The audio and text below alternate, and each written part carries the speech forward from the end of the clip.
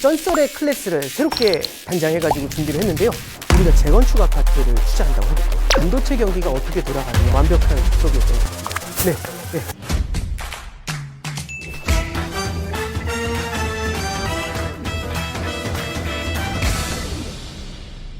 안녕하십니까. 쩐에 관한 모든 썰, 쩐썰의 오건영의 오건영입니다. 쩐썰의 클래스를 새롭게 단장해가지고 준비를 했는데요.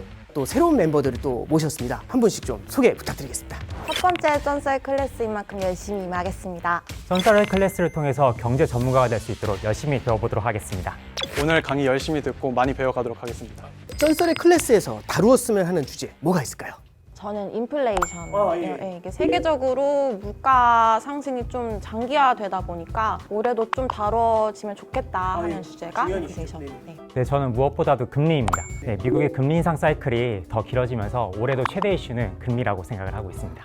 제가 말씀드리고 싶은 주제는 환율. 하반기를 생각하면 원달러 환율이 1,400원, 연초는 1,200원. 최근에는 또 크게 뛰는 모습을 좀 보였던 것 같습니다.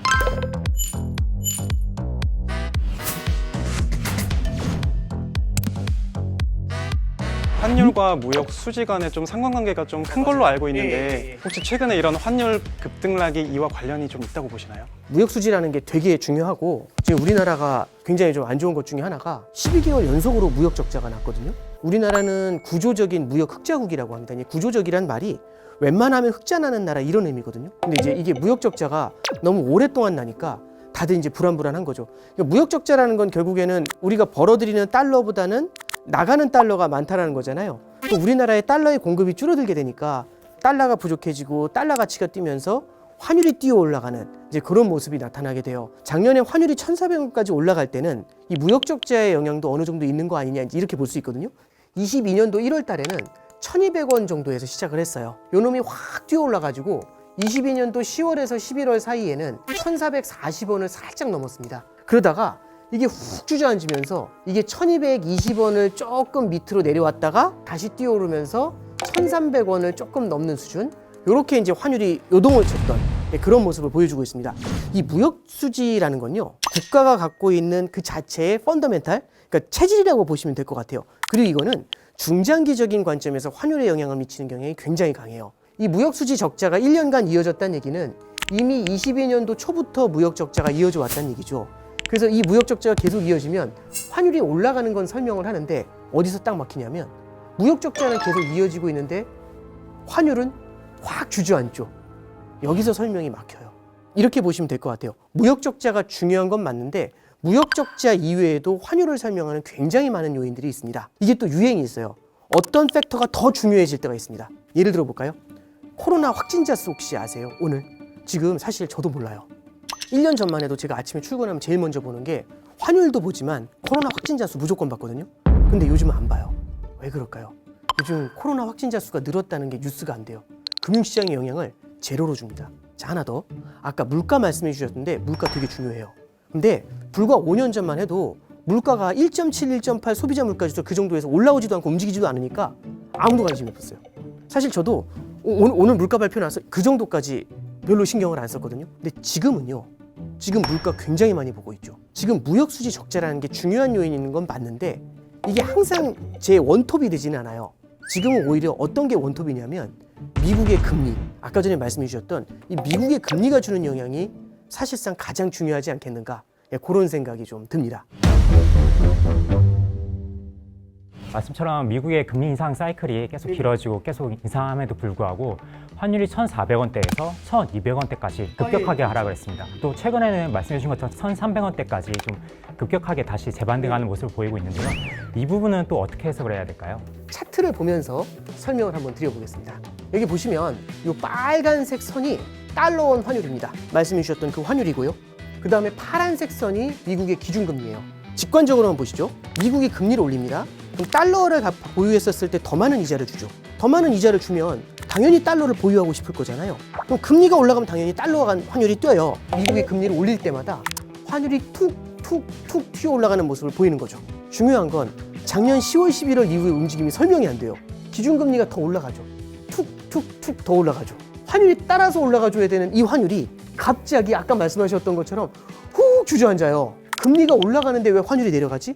이런 이제 궁금증이 생기게 되는 거죠. 뭐가 중요하냐면 금융시장은 지금을 바라보는 게 아니라 미래를 바라봐요. 우리가 재건축 아파트를 투자한다고 해볼게요. 길을 가다 보니까 되게 허름한 아파트가 있어요. 이건 뭐지? 근데 옆에서 그러시는 거죠. 저 아파트가 20억이야. 누가 이런데 20억을 주고 사? 이랬더니 딱 하시는 말씀이 재건축 할 거야. 이해가 되죠. 근데 여기서 중요한 거는 시제예요. 뭐냐면 재건축 한 거야가 아니라 재건축 할 거야죠. 자, 여쭤볼게요. 재건축을 한 다음에 사야 되나요? 하기 전에 사야 되나요? 하기 전에 사야죠. 자, 봅니다. 미국이 금리를 인상하면 달러가 강해지죠. 미국이 금리를 인하하면 달러가 약해지면서 원화가 세지겠죠. 그럼 미국의 금리가 인하될 것 같아요. 낮아질 것 같아요. 그러면 빨리 달러를 팔고 원화를 미리 사야 되지 않을까요? 그 소식이 나오기 전에 미리 사야 되겠죠. 그럼 언제 사면 좋을까요? 금리를 인하하자마자 살까요? 아니면 인하하기 전에 사야 될까요? 인하하기 전에 사야죠. 근데 저희가 이제 약속을 했어요. 우리 3개월 전에 삽시다. 근데 약속을 하면서 막 이렇게 새끼손가락 걸고 약속을 하고 있는데 혼자 눈동자가 막 돌아가요. 무슨 생각을 하고 있을까요? 4개월 전에 사야지. 근데 여기 끝에서 막 웃으시면서 5개월 전에 사야겠다. 근데 여기서도 이 누적 이거 같이 본 거죠. 6개월 전에 생각하신 거예요. 실제로 이런 얘기가 있었어요. 올해 연말이면 미국이 금리를 인하할 수 있어요. 그럼 연말에 인하하면 연말에 사야 돼요? 아니면 지금 사야 돼요? 지금 사요. 네, 그렇죠. 네. 예, 이게 포인트예요. 그래프는 미래를 안 나타내줘요. 미래에는 이 파란색 선이요. 이렇게 내려올 거라고 그리고 있는 겁니다. 그럼 환율이 얘를 미리 선반영을 한 거죠. 그런데 막상 보니까 이런 얘기가 돌아요. 그렇게 인하 안 할 것 같은데? 깜짝 놀라게 되죠. 뭐냐면 금리를 인하할 줄 알고서 미리 원화를 샀는데 금리를 인하하지 않을 것 같아요. 적어도 올해는. 이거 아니다 싶죠. 그러면 다시 돌리게 됩니다. 자, 그럼 다시 볼게요. 미국의 금리가 중요하다. 맞아요. 더 정확하게 말씀드리면 미국 금리 인상에 대한 전망이 더 중요합니다. 왜? 금융시장은 지금을 바라보는 게 아니라 미래를 바라보기 때문에 그래요. 네네. 앞으로 이 달러 원 환율 변동을 좀 저희가 살펴볼 때 미국 기준금리 이외에 저희가 또 함께 좀 살펴봐야 될 부분들이 좀 있을까요? 환율에 영향을 주는 건 금리도 영향을 주지만 특정 국가의 성장도 영향을 줘요. 예를 들어서 미국 금리가 우리나라 금리보다 1%가 높아요. 그럼 달러 사야지 이 생각 드는데 만약에 우리나라의 성장세가 훨씬 더 강해요. 우리나라에 투자했을 때 주식 투자하면 배당으로 훨씬 많이 받을 것 같아요. 그러면은 1%더 줘도 5% 성장이 나온 쪽으로 가겠죠. 우리는 향후의 성장 지표도 같이 볼 필요가 있어요. 그래서 이제 요즘 어떤 얘기가 도는 거냐면 중국의 리오프닝도 우리가 눈여겨봐야 된다라는 얘기를 하고 있는 거고요. 우리나라 같은 경우는 수출 성장에 굉장히 큰 의지를 하고 있는데 반도체 경기가 어떻게 돌아가느냐 이것도 환율에 영향을 되게 크게 줄 수가 있어요. 오늘 이제 말씀드린 걸 정리를 잠깐 해보면 참 환율에는 많은 것들이 영향을 준다. 이게 1번. 하나만 중요한 게 아니라 그 중요성이 조금씩 달라진다는 게 2번이죠. 그리고 3번은 지금 당장 중요한 거는 미국 기준금리가 어떻게 될 건지에 대한 전망이 그걸 담고 있다라는 말씀을 드렸고 그거 외에도 미래에는 우리가 각 국가의 성장이 어떻게 나타나느냐 요걸 한번 바라보자. 이렇게 4가지 정도 말씀 좀 드렸습니다. 자, 여기까지 설명을 드렸는데 혹시 질문 있으실까요? 완벽한 수업이었던 것 같습니다. 완벽한 수업이었던 것 같습니다. 이상으로 마치도록 하겠습니다. 감사합니다.